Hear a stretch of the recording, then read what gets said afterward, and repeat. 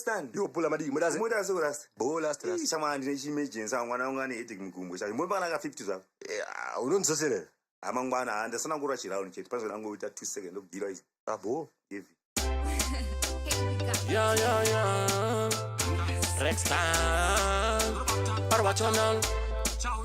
Kana munu kamukweretesa mari aita problem unenge wamugonera asi kana wabvunza mari yako ndiwatova problem achade kudzorera mumwe wangu badara chikwereti ndakutuma wakadhiba usawande mutoileti buda badare chikwereti mumwe wangu badara chikwereti ndakutuma wakadhiba usawande mutoileti buda badare chikwereti Natove system ungatokweretwa watove victim anosiriris anokwereta apa nechipande musuna kakwereta skinjin marwadzo apa anofarira chimbatso musuna akasungiswa namadzo after ababoktiresere mason ane mawani uyo mukobra wumwe wangu badara chikwereti ndakutuma wakadhiba usawande mutoileti buda badare chikwereti mumwe wangu badara chikwereti ndakutuma wakadhiba usawande mutoileti buda badare chikwereti anokukwereta masini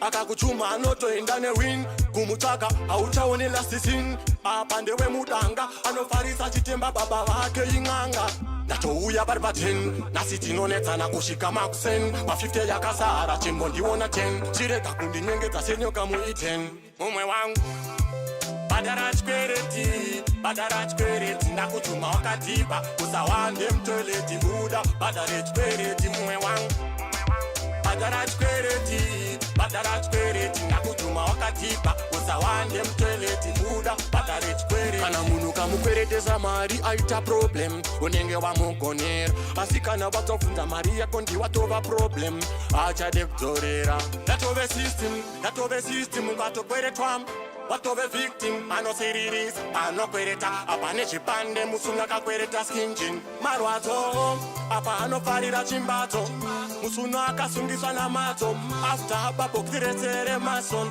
ane mawani uyo mukobra umwe wangu badara chikwereti ndakutuma wakadhiba usawande mutoileti buda badare chikwereti mumwe wangu badara chikwereti ndakutuma wakadhiba usawande mutoileti buda badare chikwereti mumwe wangu badala chikwereti ndakutuma wakadhiba usawande mutoileti buda badale chikwereti let me say again badara chikwereti ndakutuma wakadhiba usawande mutoileti buda badare chikwereti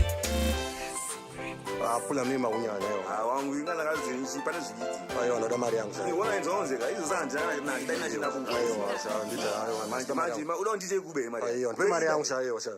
Waletha police. Police. I don't know what to do, cause now I'm so addicted. Life was a crime, I would have been a prison. I love you anytime, every day, any season. You are the reason.